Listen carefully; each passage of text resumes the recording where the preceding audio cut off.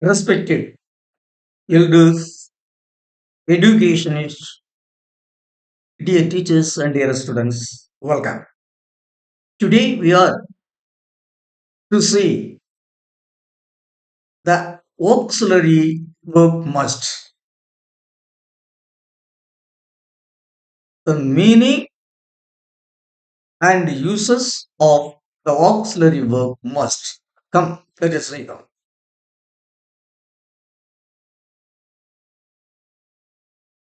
Grammar, auxiliary verbs. Five main uses of must.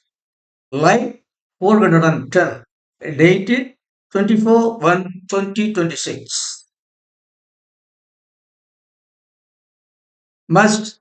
The auxiliary verb must have two kinds of pronunciations. The weak form is must. The strong form is must. Must, must. Must functions as a modal auxiliary. As a modal auxiliary, must means ought to or should. The past tense of must is had to. It is used in the present and future. That is, the form must is used only in present tense and future tense. In past tense, the must form is not used. Instead of must, had to is used with the meaning of should or ought to in the past tense.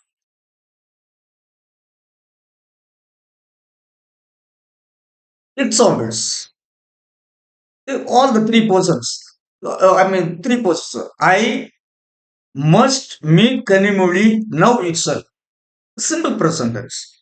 I, we, you, he, she, it, they must meet Kanimuli now itself. Simple present tense. I, we, you, he, she, it, they must meet Kanimuli tomorrow. Simple future tense. My dear children, must is used in simple present tense. Maybe in present in present tense, whether simple present or continuous present, what that doesn't matter. Must can be used both in present tense and future tense with all tenses. In all the eight tenses, four present tenses and four future tenses, both in positive and negative forms, must can be used. But in past tense, instead of must, had to is used in English. The forms of must in, that is, the forms of must in affirmative, negative, interrogatives, and negative interrogatives. In the four stages, affirmatives, negatives, interrogatives, and negative interrogatives, the form of must. Affirmative must. Negative must not or mustn't. Must not or mustn't. Interrogative must not do it. Must I not do it or mustn't I do it? That is, you can use either must plus the subject plus the verb or must plus subject plus not plus verb. Mustn't plus subject plus verb. Either forms can be used in English.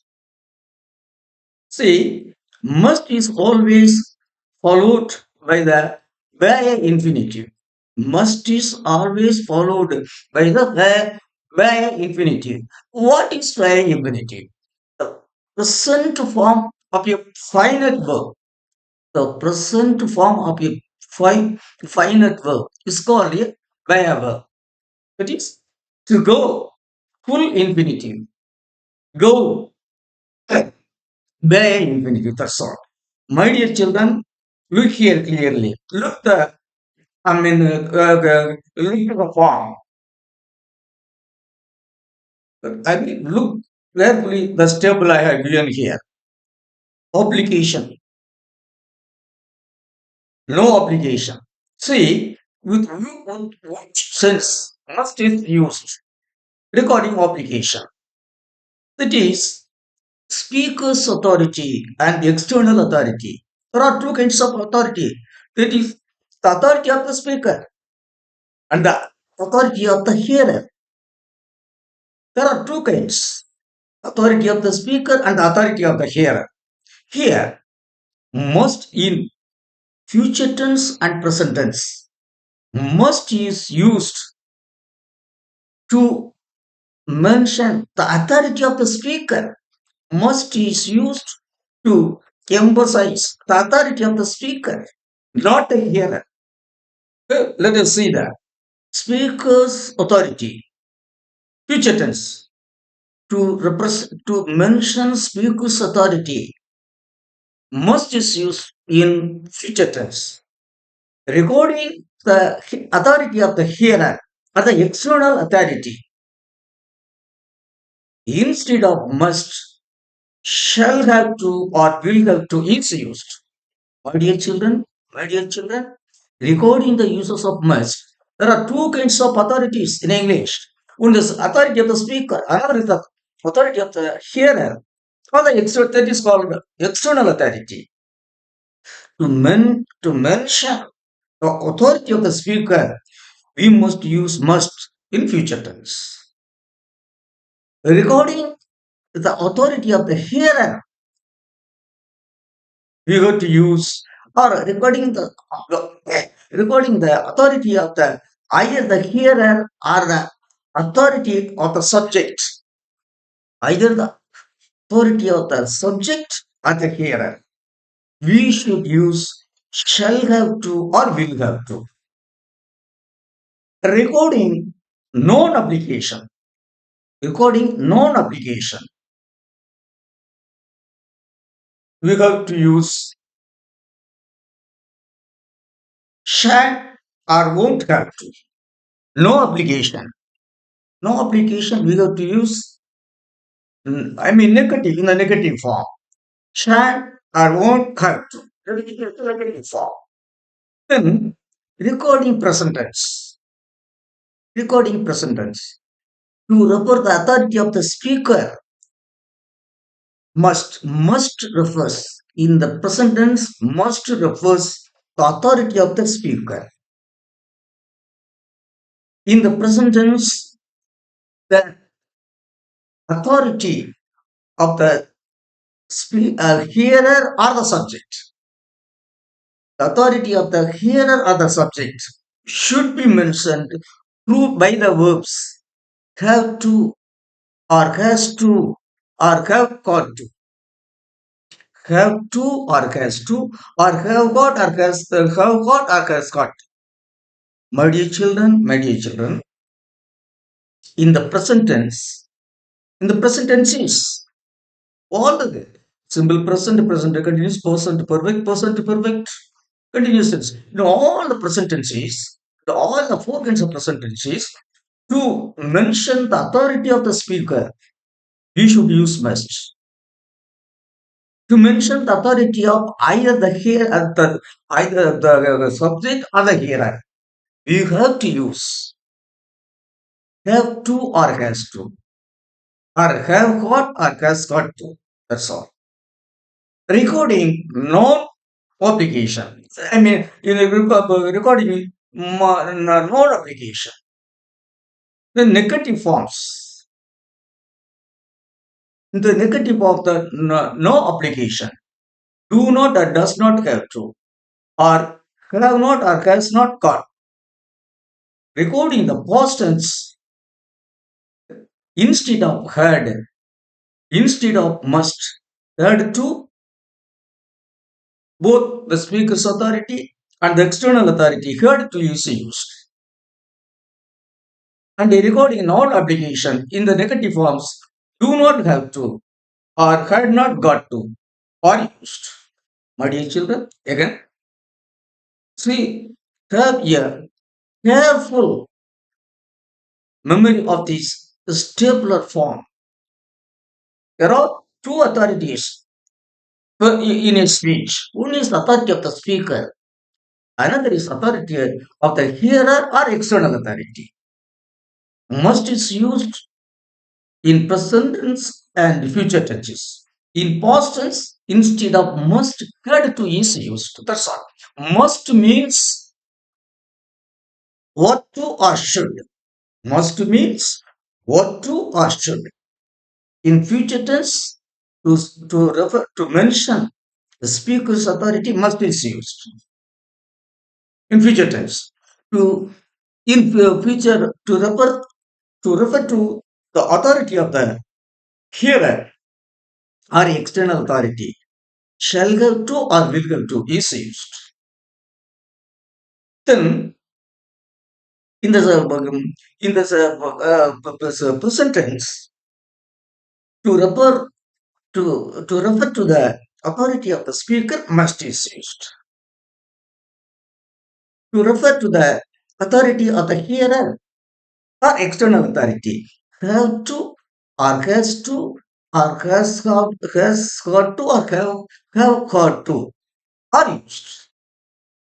In the negatives, in the present tense, in the future tense, non-application, no application, shan't, won't, have to.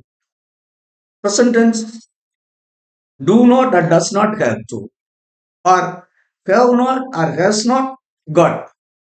Regarding past tense, had to is used both for the speaker's authority and for hearer authority. Okay, now let us see.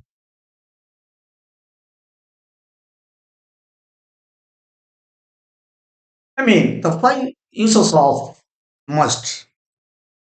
It is used to express obligation and emphatic advice.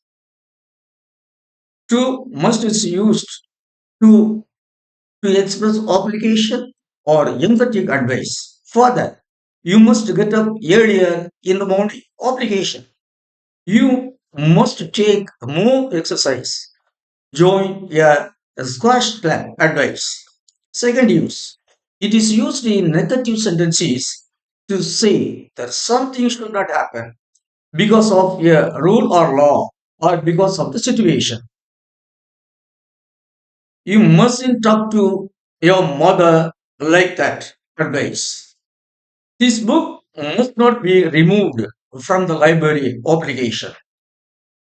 We must never forget how much we owe to this brave man. Obligation. No one must disturb him when he is sleeping. Advice. Third use. It is used to say you think something is very likely to be true, very likely to have happened.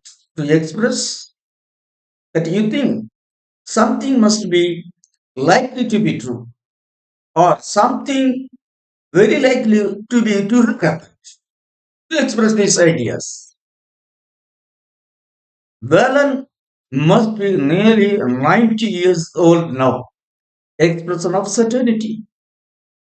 His new car must have cost around rupees 20 lakhs. Expression of certainty. You must have been really upset. You must have been really upset. Expression of certainty.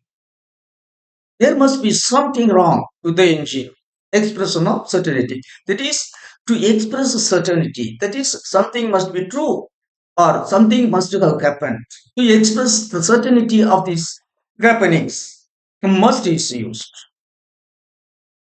Fourthly, in spoken English, in British spoken English, must is used in this way. It is used to say someone should do something because you think they will enjoy it or it is a good idea.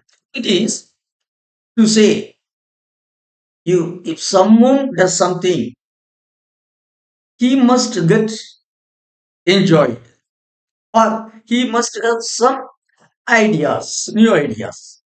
We express this kind of many this kind of ideas. To express if someone does something, it would please him or please her. Or if someone does something, they would be getting some new ideas. You must come and stay with us in Chennai sometimes. If you come to Chennai and stay with us sometime with us, you may be pleased. You may enjoy that time. We must do this again. He said, I have enjoyed it thoroughly. It is, he said, we must do this again. I have enjoyed it thoroughly. As I have enjoyed it thoroughly, you must do it again. So, okay. So to say that if someone does something, it must give him some happiness, some good ideas. In spoken English, it is used.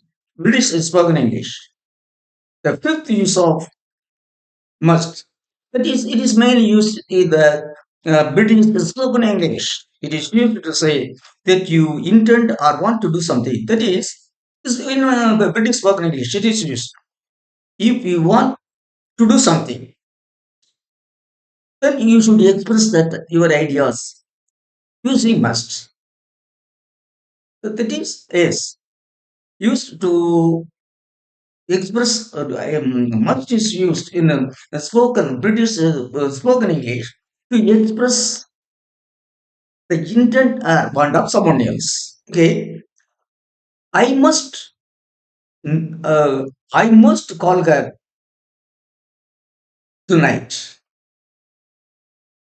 I must meet him. I must meet Moran tomorrow. I must take tea now itself. It is to express the intent or want of someone else. Must is used in spoken English. British spoken English.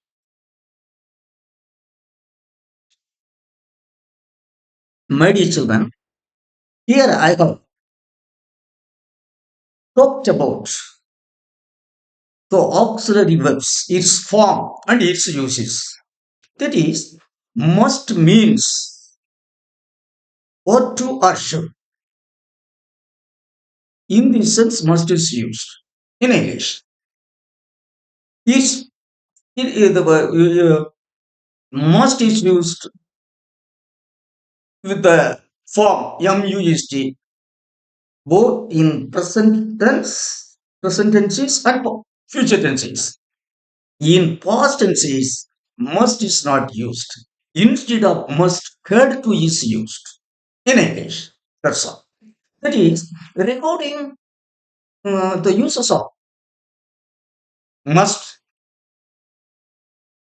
I mean, there are two kinds of authorities in an expression. In an expression, either written or spoken. There are two kinds of authorities. It is one, the authority of the speaker. The second one is the authority of either the hearer or the external authority. There are two kinds of authorities. One is a speaker's authority, another is hearer or external authorities. Both in present tense and future tense, must is used to express the authority of the speaker. Must is used to express the authority of the speaker. You see, you must come tomorrow. Here, the authority is the speaker. The speaker says, you must come tomorrow. Yeah. You must, here, must stresses the authority of the speaker. But recording the authority of the external hearer authority, I have to come tomorrow. It is here. You must come tomorrow. Speaker's authority. I have to come. I shall have to come tomorrow. You will have to come tomorrow. External authority. Recording future tense. Then recording present tense.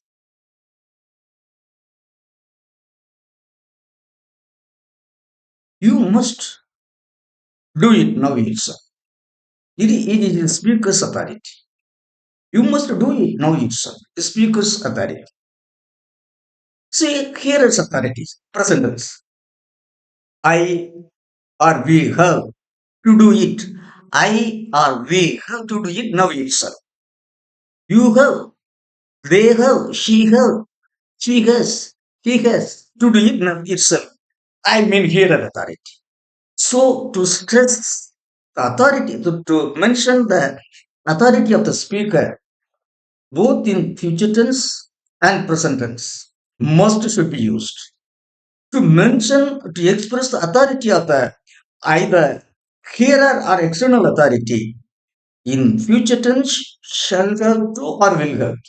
In present tense, have to or has to or have got to or has got to. Should be used. That's all. This is the main uses of must. My dear children, have it in mind. If I say, you must meet me tomorrow, here, it is my authority. Speakers, here I speak. It is authority of the speaker. Then what is the obligation? What is the obligation of the hearer? Then external authority. You must meet me tomorrow. Speaker's authority. I have to meet him tomorrow. Hearer, hearer's authority. That's all. So have it in mind and use must and have to. Must and shall have to or will have to. Must and have to or has to or have got to. Use accordingly. Very, very important, my dear children. My dear children. Respect my dear teachers, my dearest children. I heartily thank all of you for keenly and patiently listening to my explanation regarding the form and uses of the auxiliary verb must. Till I meet you in the next class, I wish all of you a very nice and sweet time. Thank you.